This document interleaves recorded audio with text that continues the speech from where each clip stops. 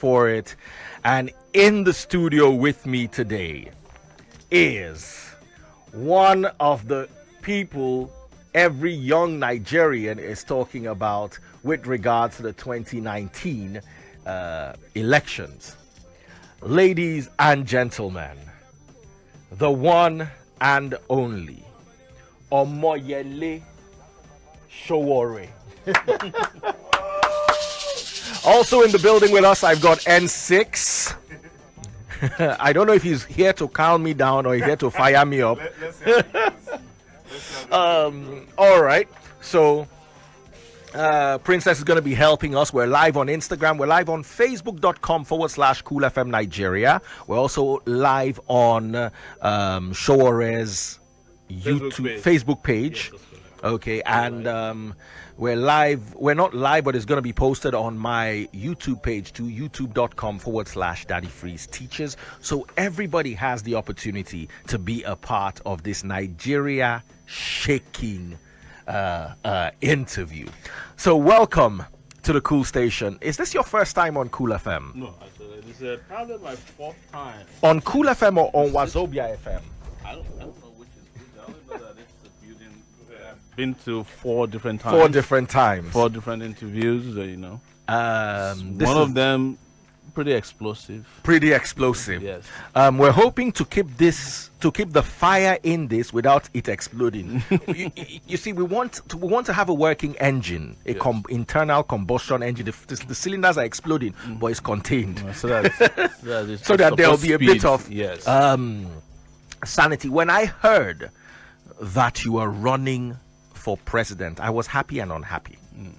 Happy because, oh my goodness, all of a sudden we now have someone who stands for what he believes in. But I was unhappy because how easy is it for someone who stands for what he believes in? How easy is it for that person to have an opportunity to get somewhere in today's Nigeria? So before I throw you out to the world, I want to pick it up gradually. Tell us a bit about yourself. I know you went to the University of Lagos. That's and correct. You were a student. You were the student union president. That's Did your unionism start, your activism, did it start from Unilag or did it start before Unilag? It started before Unilag. I think my activism started like pregnancy. Yes, I was 10 years old in a small village in Ondo State in 1980 on my way going to high school when the police came and invaded our village, and they cutted everything they could, destroyed the village, molested, raped, and I was just there like helpless. I had my siblings crying, my stepmother crying, my father in the ceiling hiding and sweating, you know how those houses are in the village, and they had to eventually run away from the family. And I said to myself, why would the state of Nigeria do this to us? We don't have electricity, no post office, nothing, but suddenly the police could find their way to us and visit untold brutality on an innocent village of about 3,000 people. And that was where I said to myself that if I ever have a chance To make things right. Right, I will fight this Federal Republic of Injustice. And the University of Lagos presented me with that opportunity almost as soon as I arrived campus, because it was military rule, there was agitation against World Bank loans and the structural adjustment program. It was the right place to be at the right time in history. And here comes, Femi Falana one day, who came to speak to us, and he just fired me up. So I had to choose between being a student of the University of Lagos, where people refer to the University of Lagos as a co for show, where students are all about wearing nice clothes and showing off, to becoming someone who became a fired up young person who is desirous to change society. So that was how it started, and I cannot stop by talking about Femi Falana. He was the person who started me out, and till today he remains my lawyer, helping me to fight off, because the attacks never stop from the university. Talking about Femi Falana, he has reproduced himself in his son, Faz. Faz, yes. I was on his couch the other day. Faz couch, yes. I heard that N6. N6, I know you would love to say something there. I saw that grin. Big shout outs to Fowles. Obviously, he's also joining to spark off this social revolution thing. Yes. So, yeah, in his own way and his way to get the young youths to listen. I like this, his Sweet Boy Association thing, trying to get Nigerian men to take take ourselves serious and also to reduce the illegality. So shout out to Fowles. Maybe not as activist as his dad, but and it to be good. I don't know where the Fawemi kids. Gani Fawemi was also very big. Like this. Yes. I don't know. I don't know. I mean, Gani was also a big influence on me. Beko and some Kuti. Yes, the Kuti. Fela. Yes, Fela was so strong on me that I auditioned for Fela on Broadway in New York. Nice. Wow. Yes, I wanted to do the show. Yes. Do you dance? I had to. You had to do a bit of learning and singing. And all that, but I didn't have good enough voice.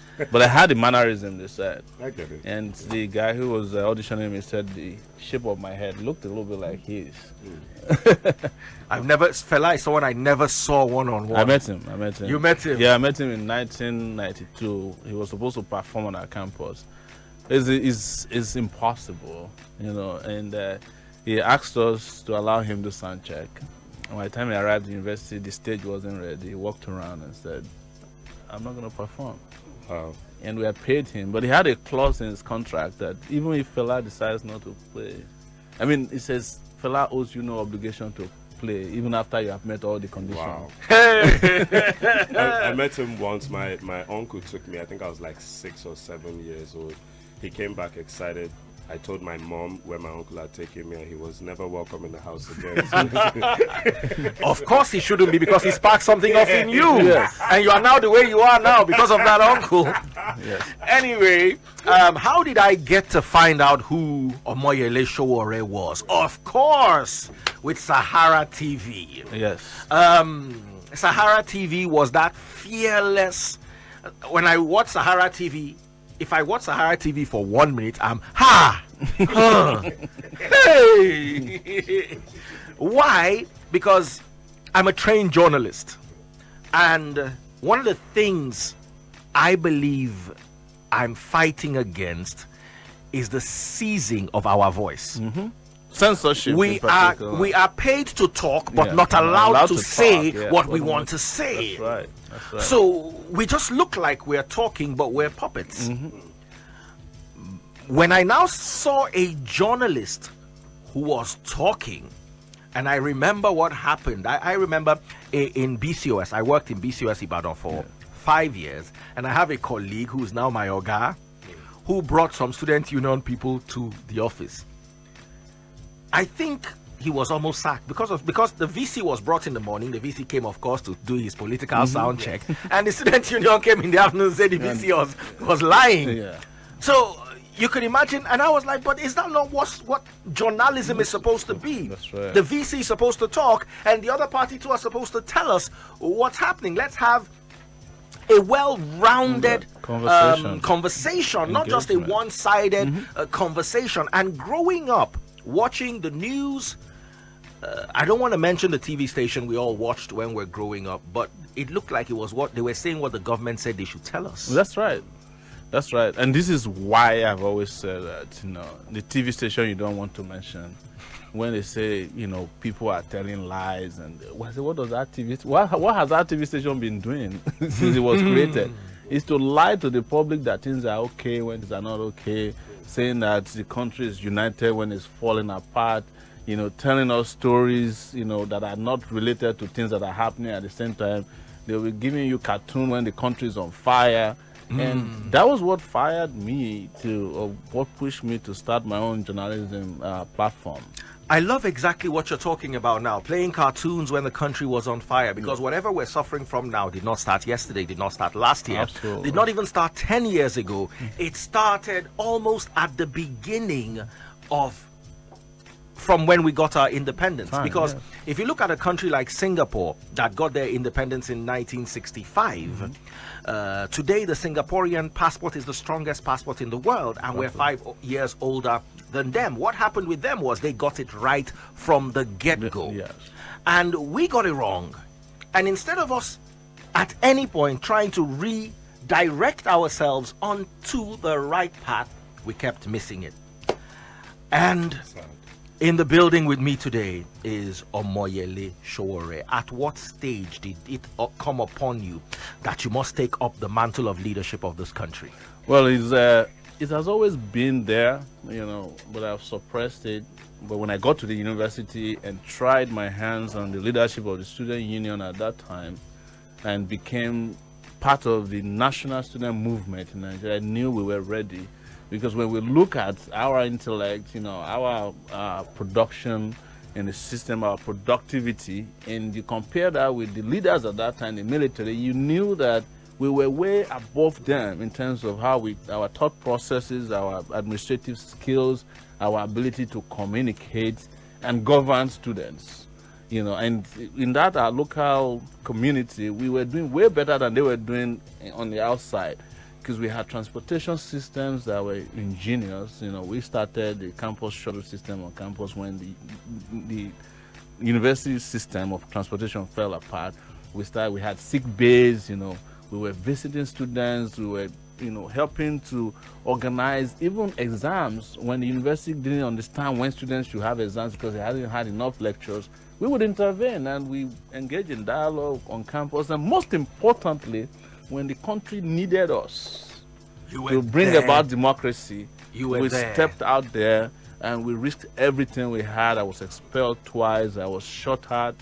People got killed beside me, and I was, attacked physically, injected. You said you were injected with an unknown chemical substance. Yes, at the University of Lagos in 1994.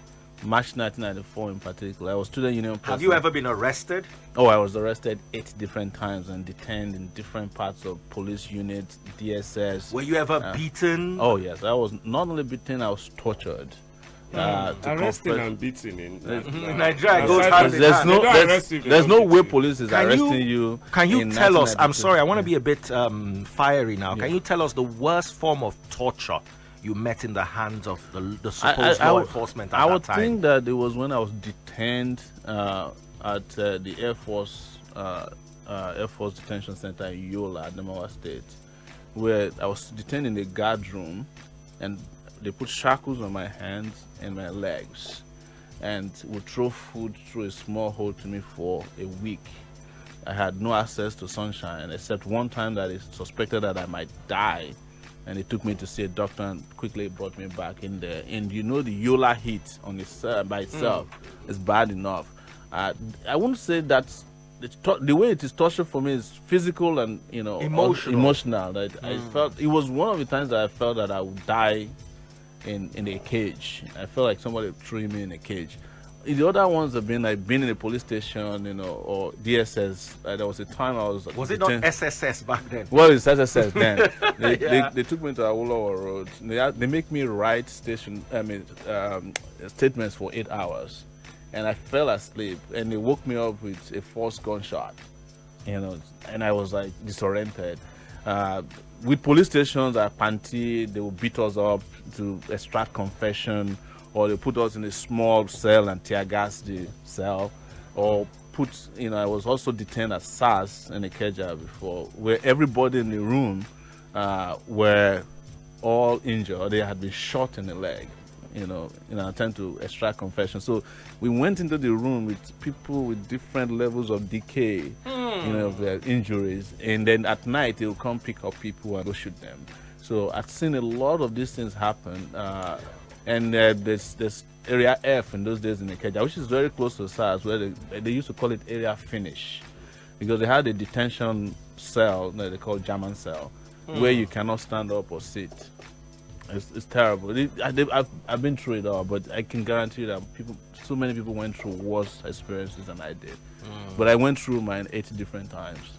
Wow, fantastic. And you came back and started your own very successful online multimedia. Can I use the word newspaper, or can I use the word? Well, I call it multimedia platform. Multimedia platform. Yes, digital platform. And the lawsuits came firing. Oh, of course, yes. There was a time you sent some people to interview me, and they came without some equipment, and they said they went to court and had their equipment seized. Yes, they were, the equipment was seized and broken in Ilorin when we went to cover one of the lawsuits.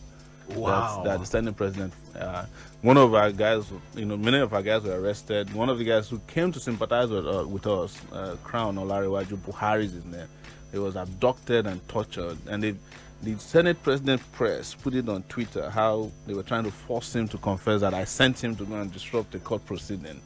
Yes, it was crazy, but this is, I've been through a lot, and this is the reason why.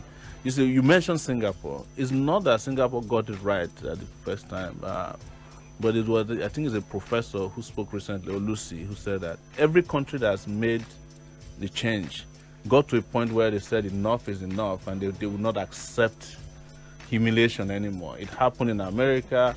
It happened when the British was in charge. It happened in Cuba with Batistuta. It happened in France. You have to get to a point. N6, that's genius. Happened in Ghana. Yes, it happened in Gambia. I think it happened twice in Ghana. Kwame Nkrumah and Rawlings. Yes, Rawlings twice. Yes, it happened in Zimbabwe. It happened in South Africa. It happened actually twice in Zimbabwe. It happened when Zimbabwe was Rhodesia, and then also, Zimbabwe under. Yes, well. So it's happening all over. Citizens have to get to a point where they said, look, we have to either they better let us be free, or we stop, we'll die, we can't continue. Like, it's just like people who were taken as slaves, who refuse to make it to the final destination. They will jump into the sea. They would rather die than be slaves in other people's lands. It's the point that Nigerians need to get to, and you will see a difference. You will see a country that's even better than Singapore, because there are more brilliant people, harder working people in this climb. There are people who are more ambitious, people who are innovative in this space. But are we? But truly, this is a dream killer of a space. Are we truly, sir? Let me just throw this in, Daddy Freeze, please pardon me. Go ahead. Every time we talk about Nigeria, we talk about Nigerians within Nigeria. Yes. Nigerians always excel outside Nigeria because there's discipline and the rule of law holds them accountable for their actions. But I worry about Nigerians within Nigeria. It seems like we would need to do more sensitizing within Nigeria for these Nigerians than anything else. Because when you say Nigerians are this, we're great, we're this, we're that, where is it? Because if we even had 1% of this greatness, we wouldn't be here. But you just said it, that Nigerians flourish elsewhere. Yeah. The objective conditions that make people fail here is institutionalized. And there's nothing you can do about it. You talking about my Sahara reporters. I was doing Sahara reporters in the US, where I was an immigrant. I don't even have a US citizenship. I had a green card for 12 years. It flourished. The year I came to Nigeria and tried to establish just a small part of Sahara reporters in Ikeja, there were lawsuits flying. I was physically attacked. The police commissioner of Lagos was waiting for me, saying that a petition had been written against me and he must jail me. Just within a week, they had destroyed whatever idea I brought to Ikeja. And this was an idea that was supposed to hire at least 30 people, and we had proposal and had gotten grants that would pay them nothing less than 100,000 naira minimum wage. That money was seized by the Senate President of Nigeria, still with them as we speak, $200 and something thousand, including $6,000 of my own money. Wow. With the court order that they obtained without my knowledge. That's what I worry about. From a court in Ilorin, that I refer to as, and I had to tell them that this is Jankara judgment. Of course, the Senate President is welcome here to also come and give his side this is public information of the story. We want to encourage anyone who has anything to say against what Mr. Sowore is saying. Feel free from the police. We want to hear your side. Look, so I have a list of people who have made my life what it is, either hell or heaven. Yeah. In this country, most of the people that made it hell are based here. When it started from the vice chancellor at the University of Lagos, the commissioner of police. Then You know what? We need to go on a news break. We'll be back by 5. Hold it, guys. We're back by 5. This explosion continues, and we haven't even gotten to what we prepared. We are just gisting. We've not even opened the line. We've not opened the lines. All right, 96.9 Cool FM, a quick break, and we'll be back with the news in a moment. Don't you dare touch it. Don't go anywhere. Stay locked. I'm gonna read you your rights. Let's go. Cool FM. Omoyele Sowore in the building, and he has been telling us all sorts of explosive stuff that are available on our social media networks, facebook.com/Cool FM Nigeria, and of course on YouTube, youtube.com/Daddy Freeze Teaches. Now, we're talking about the late President Yaradua on the platforms, and how you broke the news, and how Sahara TV went to make sure there was a balanced balance in the dissemination of information in Nigeria. Have you heard that you reminded people of Al Jazeera when they first started? You know, then the Western media will say 10 people died. Al Jazeera will come and say 100 people died and show you their bodies. Yes, that's right. So, yes, you're good at bringing information to the people. But I've been faced with this question too, because I'm a Bible teacher. Yes. I know the Bible. I can show what everybody else is doing is wrong. But a lot of people say, Daddy Freeze, that doesn't make it look like you can actually do it right. Yeah. So the question is on you now. The onus is upon you to tell us what guarantee you have that you can actually not just show what is wrong, but do what is right. Yeah. I was telling you that if my experience and pedigree could what you call insurance, I'll be the person with the best insurance for good behavior and ability to deliver. Let me ask you a question. Have they ever offered you a handsome bribe? Of course.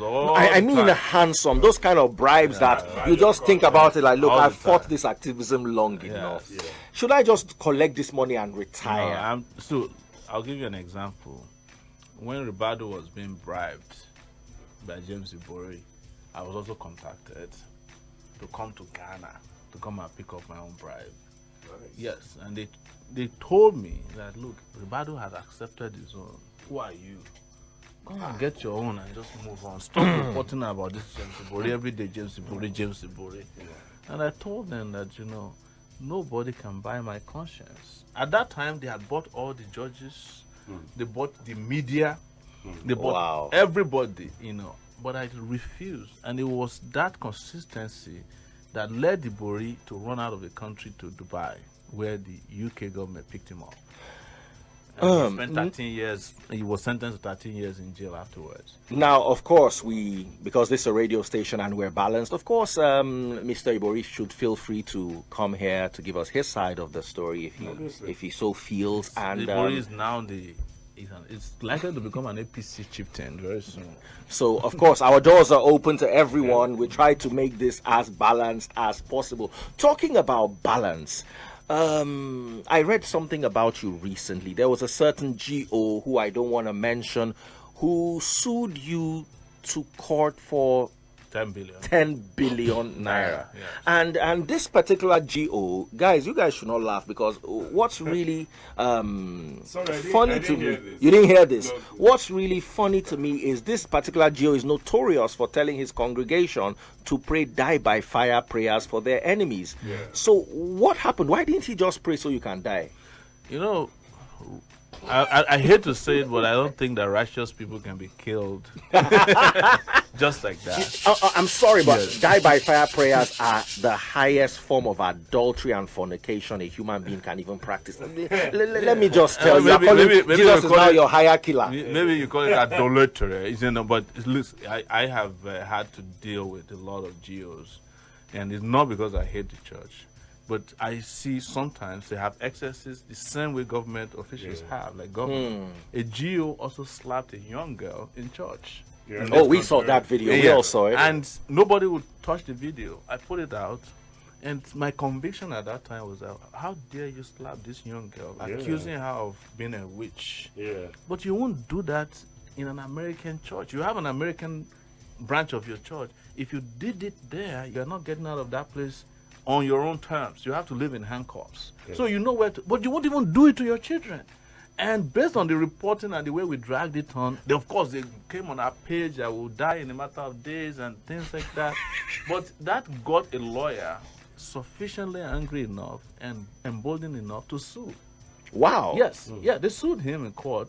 And eventually, initially, they didn't want to go to court. But when they saw that the public was outraged, they went to court, and I heard that they resettled the young lady. They gave her a position in the church and made her disappear into the hierarchy of the church. The witch. Yes, this witch now was She has been absorbed rehabilitated. into the church. So that she will not present herself. She will not present herself as a witness in the case.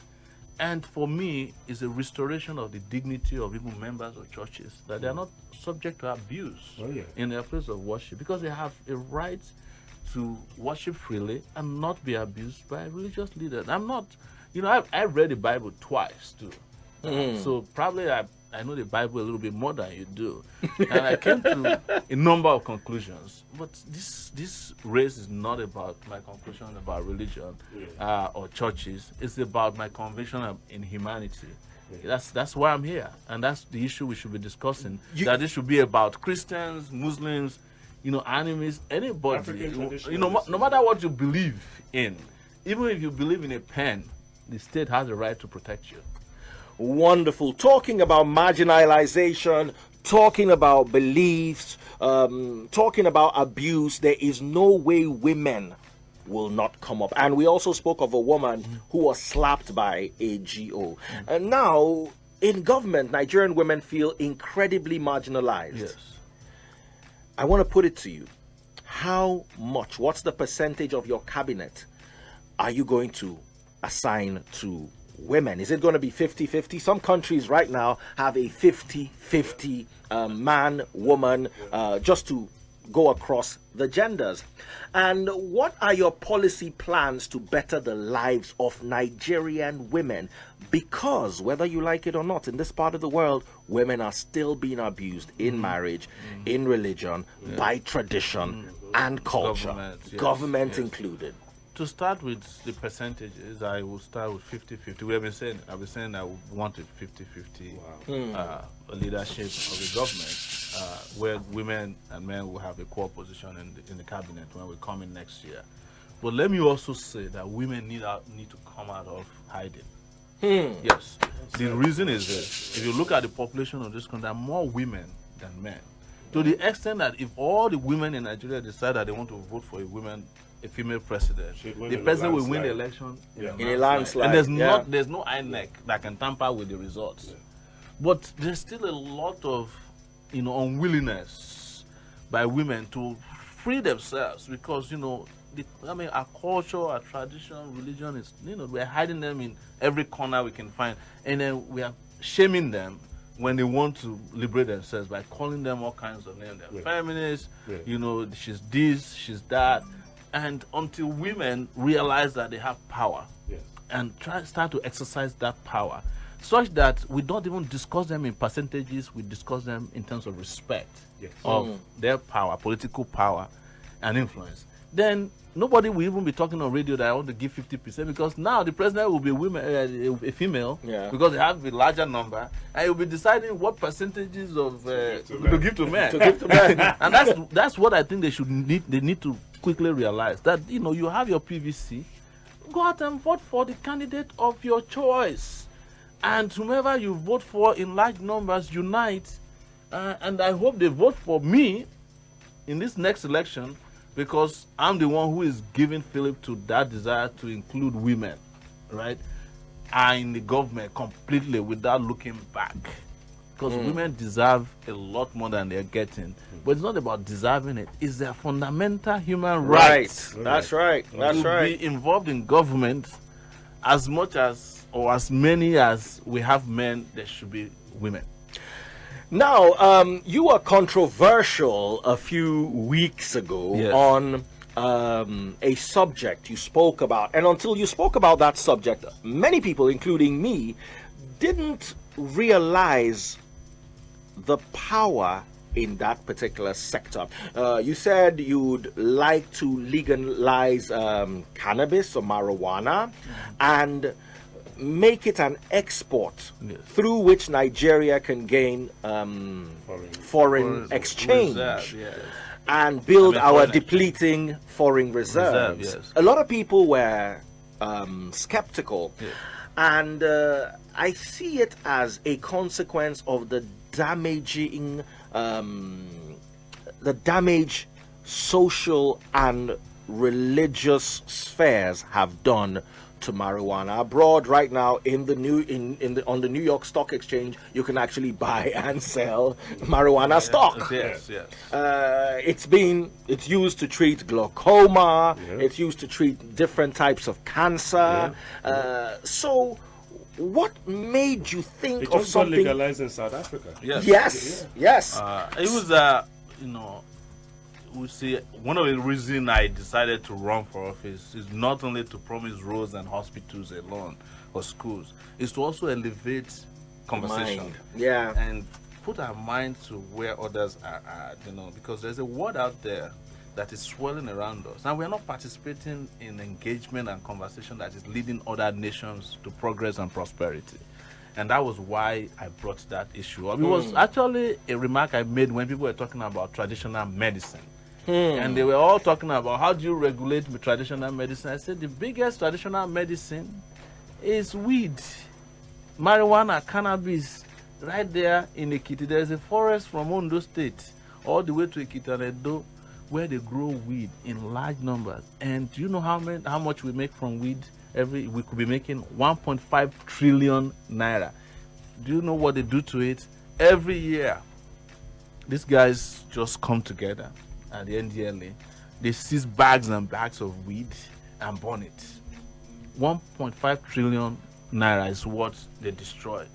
And as if the whole world was listening to me after that became public, Coca-Cola came out and said they have a $4 billion deal with Aurora, a weed growing company, to infuse weed into some of their drinks so that it will calm people down. It will help them deal with anxiety and all those things that we normally deal with, including nausea. The future of coke. Ghana came out and said they want to be exporting weed. South Africa legalized weed that same week.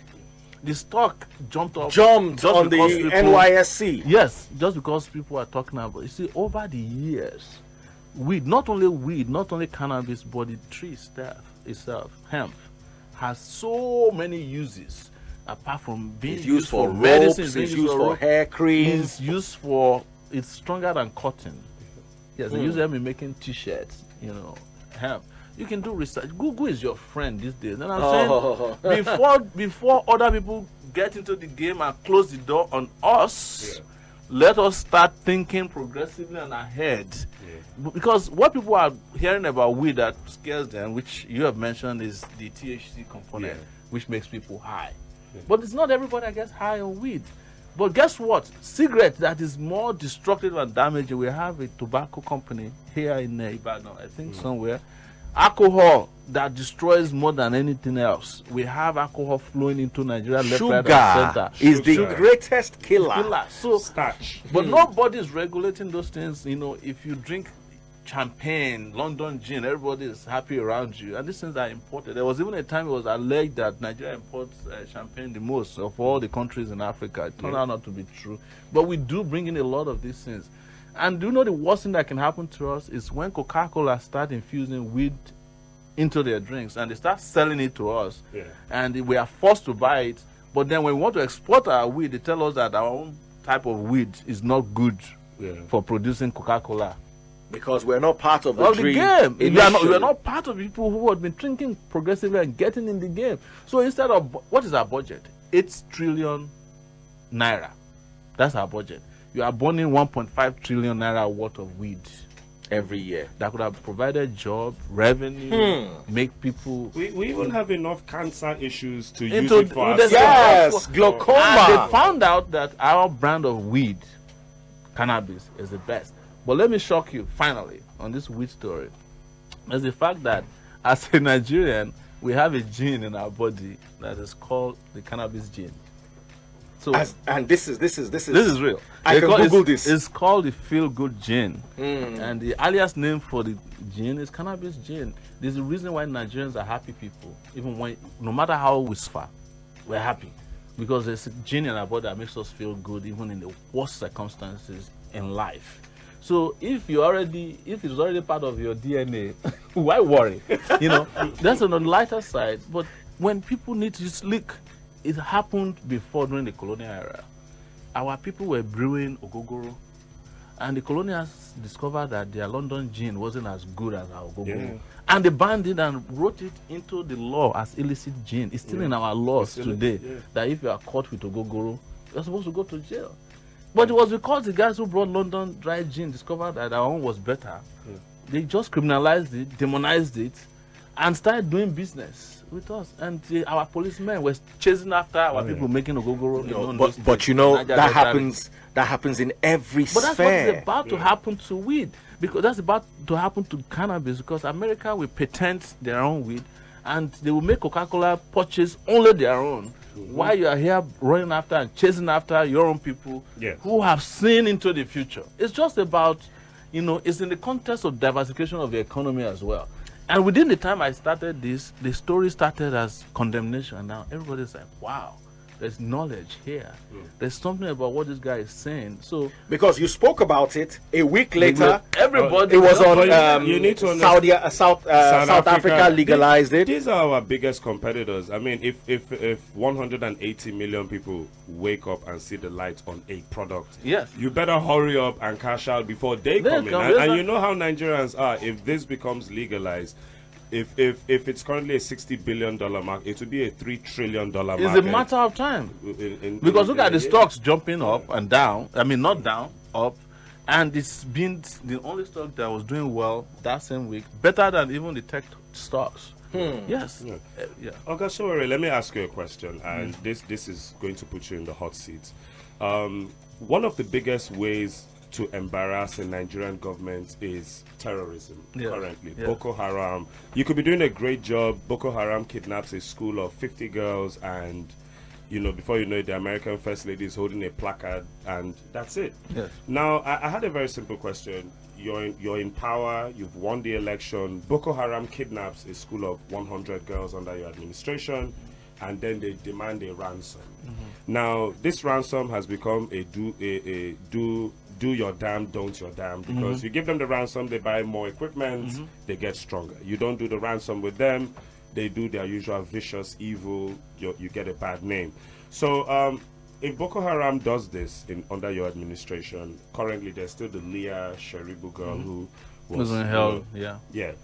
If they do this, how do you plan to handle terrorism, our new reality in Nigeria? How do you plan to do differently from I've everyone covered else?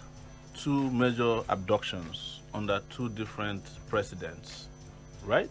Yeah. And the things that were responsible for those abductions, one was negligence. When the girls were kidnapped in Chibok, it took the president of Nigeria almost 48 hours to convince himself that the abduction was real. By that time, Boko Haram had gone and scattered the girls. In fact, they said it took 2 days for Boko Haram militants to finally find a place to locate them.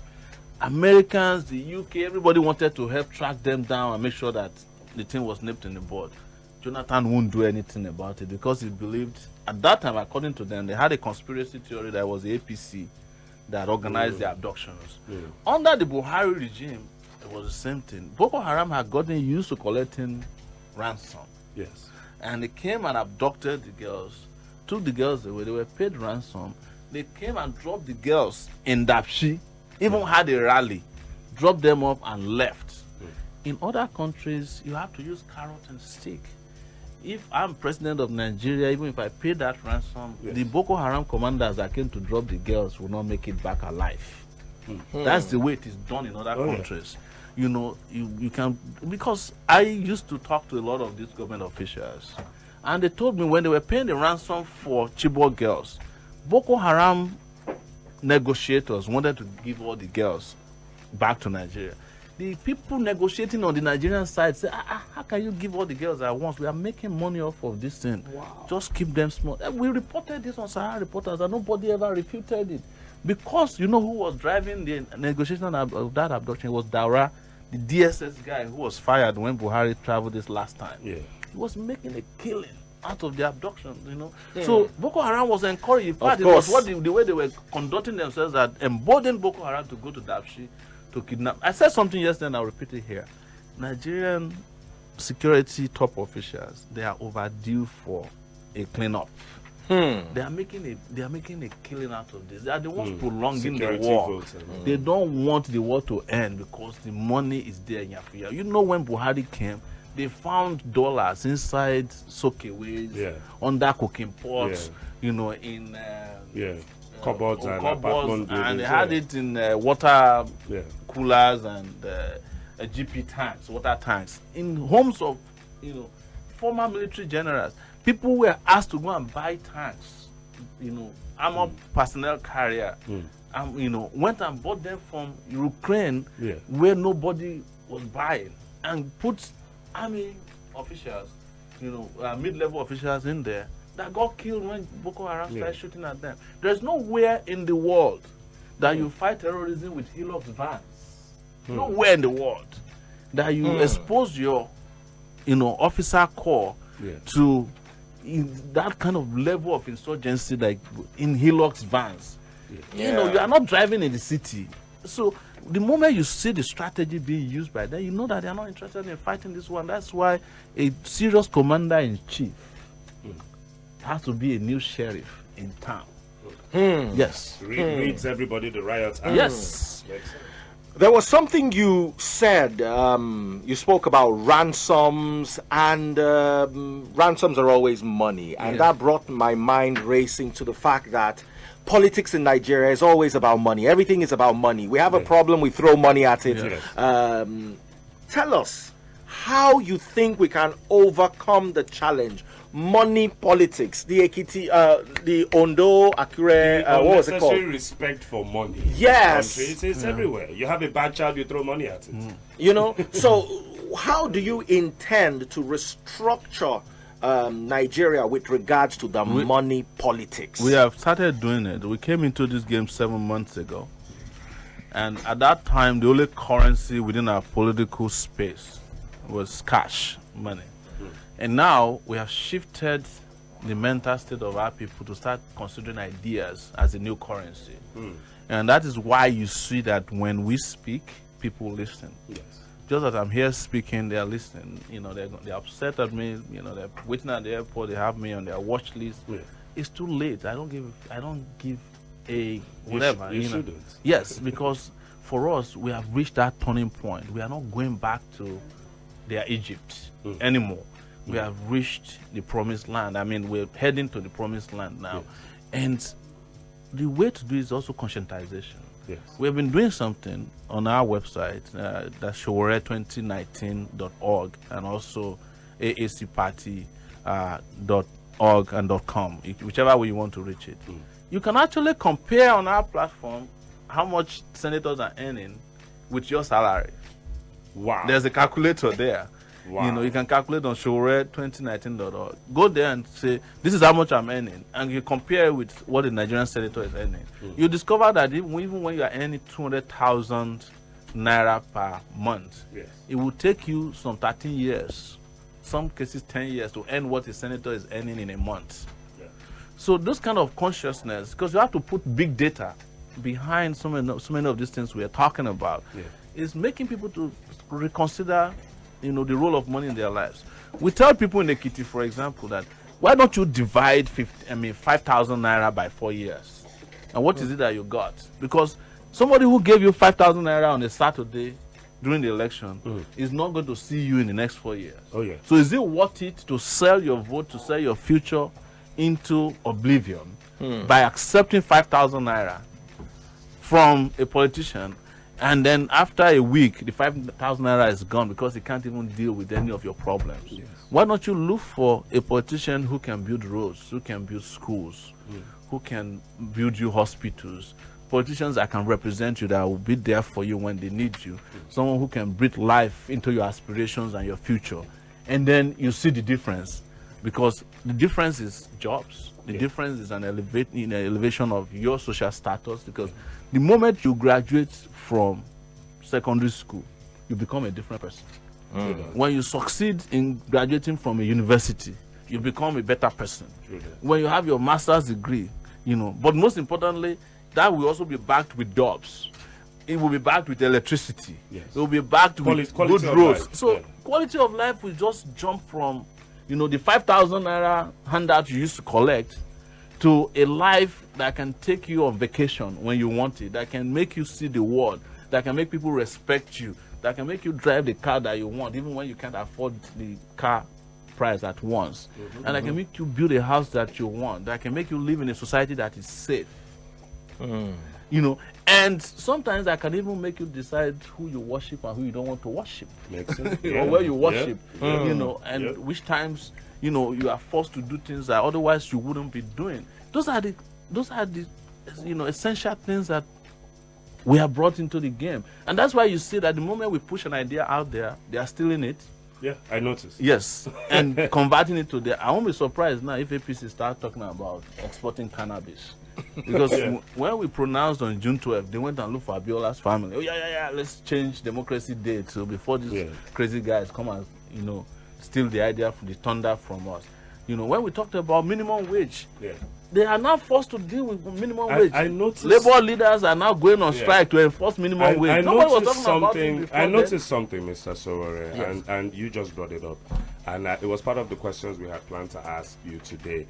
I found out you're bringing up a lot of 21st century ideals, and then in this your tour, you've broken them down. And I always hear either the government or the public or somebody use your idea less than a few days later. Yes. The cannabis thing was, all of a sudden, it was everywhere. Yes. I've noticed they paid a certain amount of money to NASU. They just cleared off the debts of the university. Nigerian Airways staff after 15 years. They actually completed the construction of Kano-Kaduna Road after I went to criticize them in Kano. Yeah, so I've noticed this. Now I want to ask an important question. The election is done.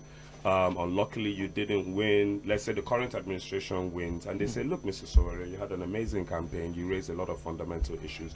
Come and work with us. It happens sometimes. It happens very often. I mean, Hillary Clinton did work with Barack Obama, even though he had trashed her in an election prior. If they call you, say, okay, Minister, give you a triplicate appointment, youth, sports, and rural infrastructure, whatever, would you take it? It's like asking if light can emerge from darkness. Where would they get? Who can you work with among these guys? None. The kind of ideas if I wanted a job with government, I would have been getting jobs. I would have been an AGIP, what they call any government in power. True. Because we were sufficiently difficult to the extent that under the military, they would have given us any jobs we wanted just to keep us quiet. Even under these democratic, dispensations, if I wanted a job under, say, Yaradua, he would give me a job just to keep me quiet over his illness. If I wanted under Jonathan, who is my kin, because I'm a Joe Apoil from Ondo State. So most people don't know that I'm closer to Jonathan and I could be closer to anybody else who's been in government. Oronto Douglas late was the first person to take me out of Nigeria to a conference in Belgium, and he was his closest right-hand man.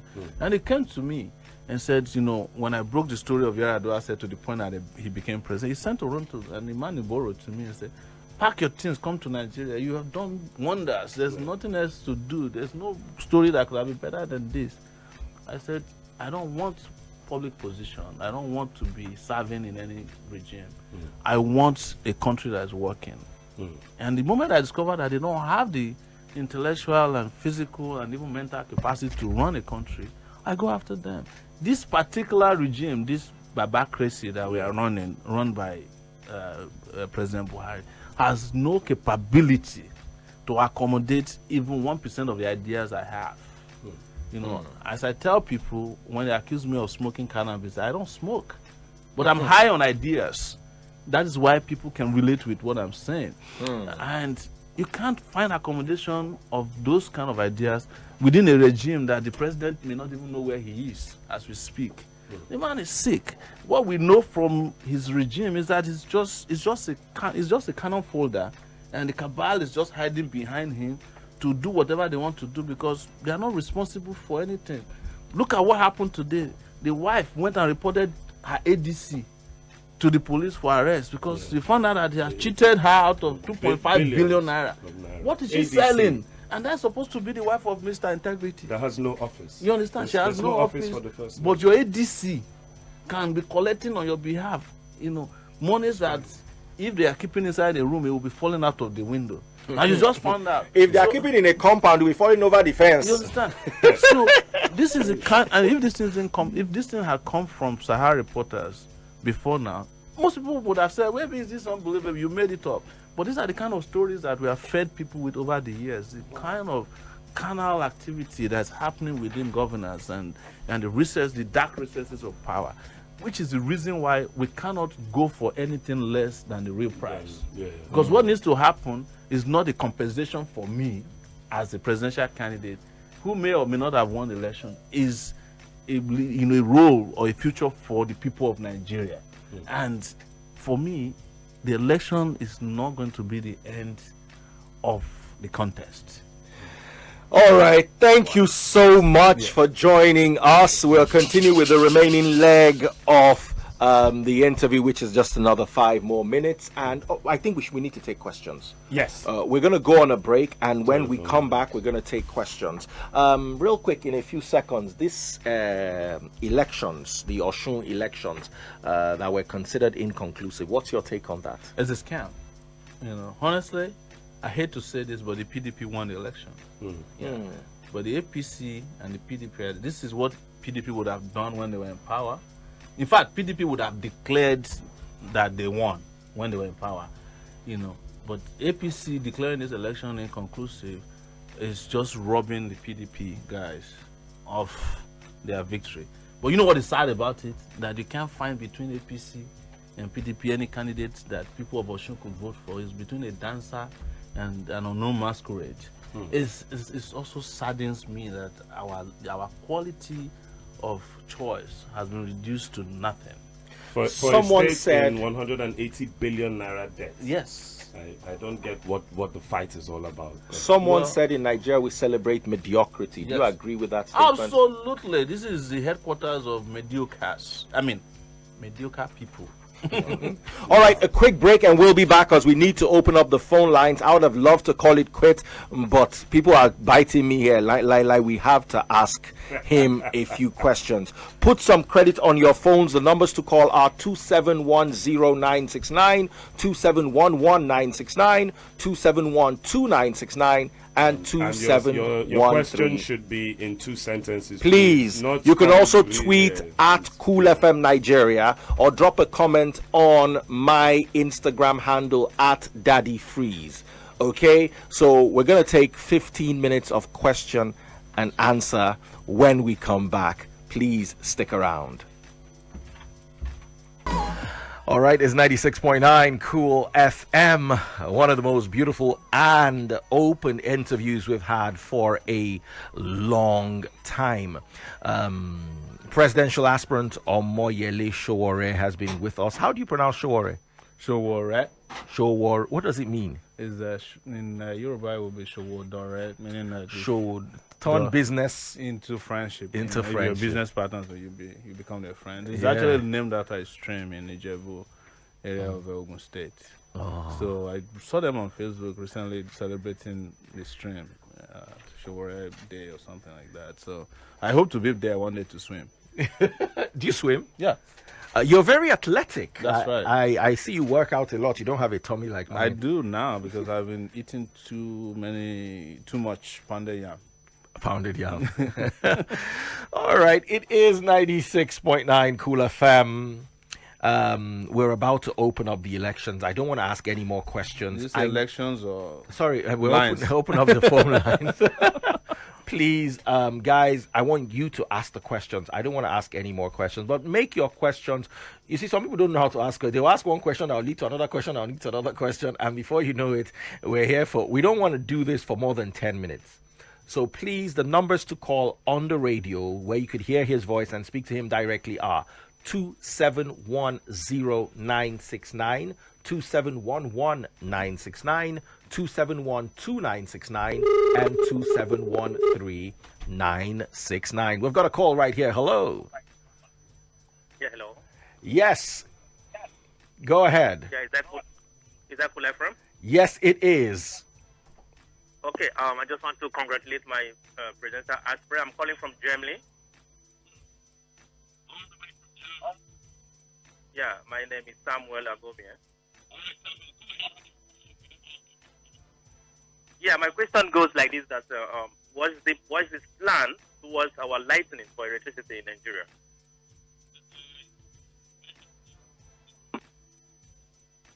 Again, that we have to grow rapidly from 7,000 megawatts to 24,000 megawatts of electricity. And one of the things to do is to add renewables to it. We want to grow over 4,500 gigawatts of electricity through solar energy alone.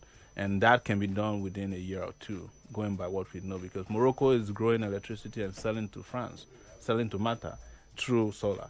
And we are here still struggling to even transmit the 7,000 megawatts. They claim that we have. We don't even know, because the infrastructures are dilapidated. I mean, infrastructure for electricity is dilapidated. We don't have transmission lines added for a long time. This can be done, and the way to also do it is to break it down to break down, the national grid into mini grids, so that people can have electricity in smaller places. You do it the right way. We'll have regional electricity companies who can be selling electricity, transmitting, generating, and everybody will be happy within a short time. It has to do with regulation as well, or deregulation of the electricity sector. But it needs leadership, it needs innovation, it needs fresh ideas. And that's what we are going to do very quickly. But if you want to find out more, you can go on our website, Sowore2019.org. We have broken it down how this will be done and how we plan to pay for it. All right, take more questions. The way the lines are ringing today is scary. The next one. Yes. Hello? Hello, good evening. Yes, good evening. Yeah, please, I would just like to ask for just one question. I would like to know what his plans are in terms of our military, having to do with the Air Force, the Army, and also the Navy. If he becomes president, I feel that those guys might not be comfortable with him being there. And what is actually his plan to be able to ensure that he actually has control over the armed forces? Yeah, I said it before, and I'll repeat it here today. I'm not after anybody. I want an effective, strong, and solid military for the country. And it means that people who are not efficient, people who are not doing their work, have to leave way for people who have been trained over these years and who know what to do. We have in the Nigerian Army only 5,000 officers that are running an army of about 300,000 members. Because the big generals are there in Abuja, they don't even know what's going on the field, and they don't want to promote people, because the moment they promote the younger ones, they will be eased out of the way, because the younger ones are actually more technologically inclined, they're savvy, but they don't let them control things. Instead, they put them in rickety cars, or fake, armored personnel carriers, and these guys get killed. We are losing more soldiers, we are losing more forces, security forces to terrorists, kidnappers, and general criminals now than we have ever done before, because of the kind of poor equipment that are given to them. So I'm not going to lie to anybody that when I come in, there will be a shake-up in the military. But I'm not the first one who's going to come in and shake up the military. But I'm just going to shake it up in a way that it will become effective and efficient. Obasanjo did it. Even when Buhari came, he fired and, even took to court a number of military generals who were involved in corruption. But then they're protecting their own, because you remember when they brought out the reports in the Army, in the Navy, they acted upon it. When they brought the one in the Air Force, they acted. When it reached the Army, because a lot of their guys were involved, Buratai, for example, and even Dambazo were involved, They killed that report. Today you can never see that report. That's how Buhari operates, and we will not operate like that. All right, a few more questions. I think we're going to take just one more. Yes, hello? Yeah, hello, my name is Sai. Good evening. All right, Sahid, go ahead with your question. Yeah, I met a gentleman, I think, at the airport in Accra on the 14th of last month, if you remember, with the Daily Trust man. Good day, sir. How are you, sir? Much, yeah. Nice talking to you. I must confess, I'm very, very impressed. But my question is this. I don't know why these politicians, these leaders, they don't even have conscience at all. If you go through, I'm worried about the roads now. From Badagry to Maltu. They claim this is international road that leads to other countries. It's a shame. You can't go through this road for 6 hours. That's last month, so I know what you're talking about. They say, All right. look, So our leaders are what committing are the crime plans? against What humanity do you at think- every level. Yeah, Infrastructure, thank you, sir. security, Good. power, education, health. Is a crime. This country is crime scene when it comes to leadership. And we have to end it. And that's what I'm promising all of you who are watching, those of you who are listening to me, that you don't have to be like this. You don't have to continue to accept mediocres as your leader or people who want to drag Nigeria with them to their grave. There's nothing wrong with being old, but there are a lot of irresponsible old people. When you can no longer function as a leader in a country, you let go of power. But in this case, they don't want to let go of power because power is the only way they breathe. Power in this country is the social security department of the lazy leaders. When I was talking about mediocre people, I wanted to correct it. I'm talking about mediocre leaders. People are actually not mediocre people, but the leaders, very mediocre. They don't have ideas. They don't know what to do. They are only there repeating the same old mistakes that put Nigeria in the condition that it is today. And we cannot continue to make do with recycling of these leaders. Get rid of them next year with your PVC. This me that's talking to you. I'm a citizen of Nigeria and I've been around for 30 years now that I've been doing this. And I said to myself, I'm tired of this. And I decided I'm coming back home. I stayed in America for 19 years. I never one day applied to be an American citizen because I love the burden of being a Nigerian. So that one day I'll be reminded of the need to go and save my country. What is America for us and those of us who are in Europe, and Asia and in Australia? It's indentured servitude. If you don't think about it, you walked into slavery, no matter how great it looks, it cannot be like your country. And what is driving our campaign today are those Nigerians who have acquired knowledge, skills, exposure, education, who want to come back home, but they have no country to come back to because there's not even an airport in Nigeria that you can call an airport. Ghana just opened an airport recently. Everybody is going there taking selfies and putting it on Instagram. And I'm saying to myself, why are people not outraged enough to say, well, if Ghana can do it, we can do it. Why can't we? Yes. And what we need is organic outrage. And that's what this is about. It's not just about an election. It's a consciousness that can make us become so outraged that we say, never again shall we continue to be led by this crop of people. Wow, it's been an explosive hour or so. But I must say, I really appreciate this. I want to see young people. I want to see us. I want to see us have a future. And it's a wonderful opportunity to have someone who also shares that drive and that passion. Now, for anyone who feels that they have something to say about this from all the sectors he mentioned, please be rest assured that our doors are open in Cool FM. You want to come and say what you want to say, come along with your facts. Yes, it's open. I'm going to be doing this for the next 1 year, running down all the way through the elections. So I want to keep my doors open to heads of parastatals, aspirants, but you have to come and be open like he was. Yes. We need people who are open. We don't need people to hide anything from us. Let's discuss. God bless you all. Do have yourselves a very, very lovely day. Thank you so much for listening, and thank you so much for calling us on The Road Show.